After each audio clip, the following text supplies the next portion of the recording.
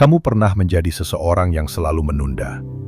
Hari-harimu diisi dengan rencana-rencana yang tak pernah dijalankan. Kamu tahu apa yang harus kamu lakukan, tapi kamu memilih rebahan. Kamu tahu apa yang ingin kamu capai, tapi kamu biarkan waktu berjalan, berharap keajaiban datang dengan sendirinya. Kamu bukan tidak mampu.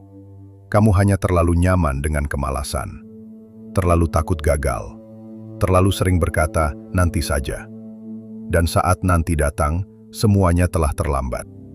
Di titik itu kamu bertanya, apakah ini takdirku?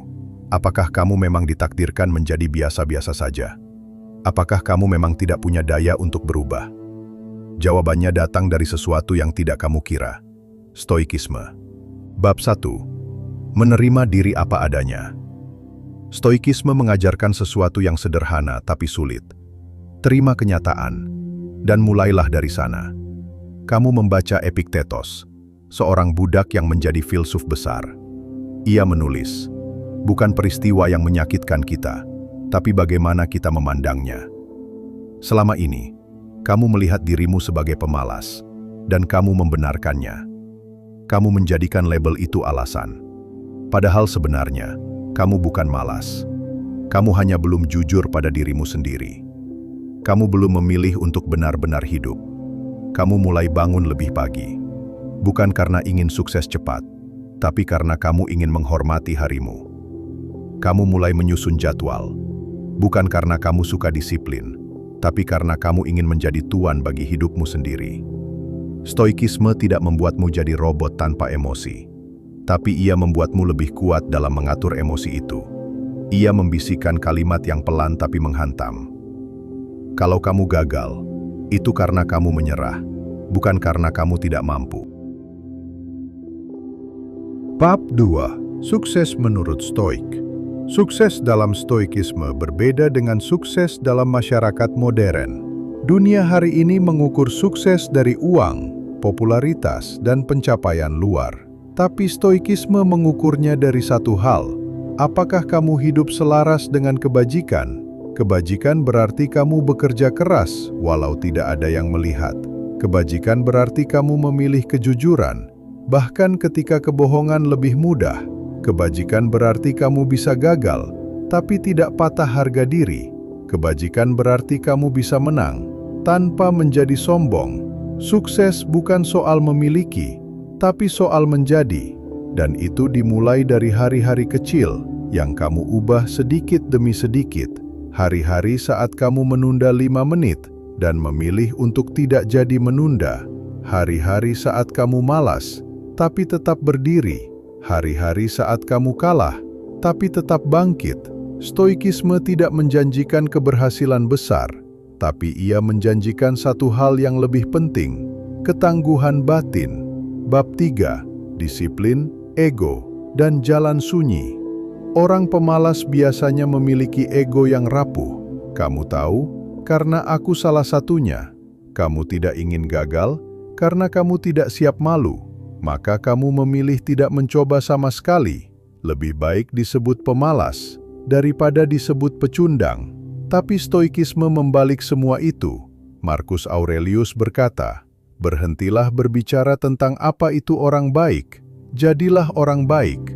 Jadi kamu berhenti sok tahu, berhenti banyak omong, dan mulai berjalan pelan-pelan. Disiplin bukan lagi soal menyiksa diri, tapi bentuk penghargaan pada waktu. Kamu mulai mencatat hal-hal kecil, menyelesaikan satu tugas per hari, menyapu kamar sendiri, mencuci piring tanpa disuruh, bukan karena ingin dipuji, tapi karena kamu ingin mengendalikan diri kamu. Hari-hari itu terasa sepi. Tidak ada yang menyoraki, tidak ada yang menyemangati, tapi Stoikisme mengajarkanmu, hidup yang kuat dibangun dalam sunyi. Bab 4. Melewati godaan dunia modern. Dunia hari ini penuh distraksi, notifikasi, perbandingan sosial, tekanan untuk terlihat sukses. Kamu pernah tenggelam dalam semua itu, melihat orang lain berhasil membuatmu makin malas. Kamu merasa tertinggal, tak berarti. Tapi Stoikisme menarikku kembali ke tanah. Ia bilang, lihat hanya ke dalam dirimu.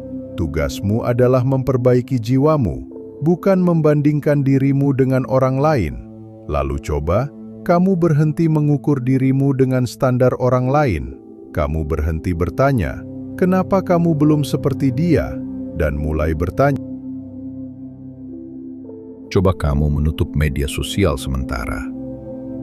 Mengurangi layar, menambah waktu hening. Kamu kembali ke diri sendiri. Dan disitulah kamu temukan kekuatan baru. Keheningan yang produktif.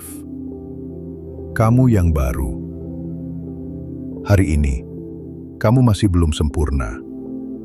Tapi kamu jauh dari orang yang dulu. Kamu bukan lagi pemalas yang takut bertindak. Kamu adalah seseorang yang sadar bahwa waktu sangat berharga. Bahwa kesuksesan bukan datang dari motivasi sesaat, tapi dari komitmen yang dijaga hari demi hari. Stoikisme tidak membuat hidupmu jadi mudah, tapi ia membuatmu lebih tangguh. Ia membuatmu mencintai proses dan tidak takut gagal. Ia membuatku diam, tapi tidak pasrah. Tenang, tapi tidak lemah. Kamu bukan siapa-siapa, tapi kamu berjalan. Dan itu cukup. Karena dalam stoikisme, keberanian untuk berjalan jauh lebih mulia daripada duduk dan menunggu keberuntungan. Sukses menurut stoikisme. 1. Sukses adalah menjadi pribadi yang berbudi luhur. Stoikisme mengajarkan bahwa satu-satunya hal yang benar-benar ada dalam kendali kita adalah pilihan moral kita. Maka sukses bukan soal hasil luar, tapi soal apakah kita sudah bersikap dengan kebijaksanaan, keberanian, keadilan, dan pengendalian diri, 4 kebajikan utama Stoik. Satu-satunya kebaikan sejati adalah kebajikan, Epiktetos. Jika kamu berbuat baik, jujur, adil, dan bertanggung jawab, maka kamu telah sukses menurut Stoik, meskipun dunia tidak mengakuinya. 2. Sukses adalah mengendalikan yang bisa dikendalikan. Dalam stoikisme, kesuksesan adalah melepaskan diri dari ilusi kontrol terhadap hal-hal eksternal, cuaca, ekonomi, opini orang lain, atau hasil dari usaha kita. Yang penting bukan apakah kamu menang, tapi apakah kamu berjuang dengan benar. Kemenangan tertinggi adalah kemenangan atas diri sendiri. Marcus Aurelius. Seseorang yang tetap tenang dalam tekanan, sabar dalam kegagalan, dan rendah hati dalam kemenangan adalah sosok stoik yang sejati. 3. Sukses adalah kebebasan dari keinginan berlebihan. Stoikisme memandang bahwa penderitaan muncul dari keinginan yang tidak perlu.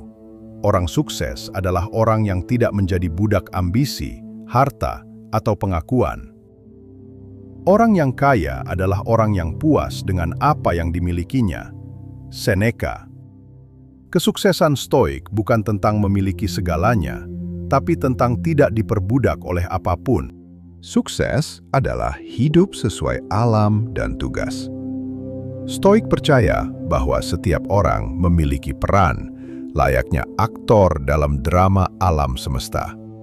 Sukses adalah menjalankan peran itu dengan baik, tanpa mengeluh, tanpa mencari peran yang bukan miliknya. Kalau tugasmu sebagai murid, kerjakan dengan sungguh. Kalau kamu ayah, anak, teman, pemimpin, jalani dengan penuh kehormatan. Itu sudah cukup.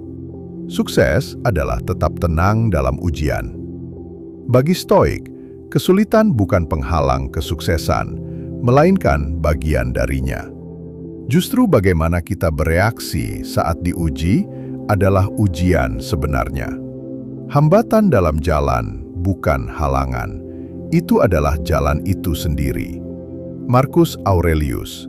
Seseorang yang bisa tetap bijaksana meski kehilangan pekerjaan, bisa tetap sabar ketika disakiti, dan tetap bersyukur meski kehilangan, dialah yang telah mencapai sukses stoik tertinggi, ketenangan batin. Sukses stoikisme bukanlah apa yang kamu capai, tapi siapa kamu jadi. Sukses menurut stoikisme adalah ketika kamu hidup selaras dengan prinsip moral, kamu tidak dikendalikan oleh emosi, keinginan, atau pendapat orang lain. Kamu menerima realitas apa adanya, tapi tetap bertindak dengan benar. Kamu bersyukur atas yang kamu miliki, dan damai dengan yang tidak kamu miliki. Jangan berusaha agar hal-hal terjadi seperti yang kamu inginkan, tapi terimalah hal-hal sebagaimana adanya, dan kamu akan menemukan kedamaian. Epiktetos.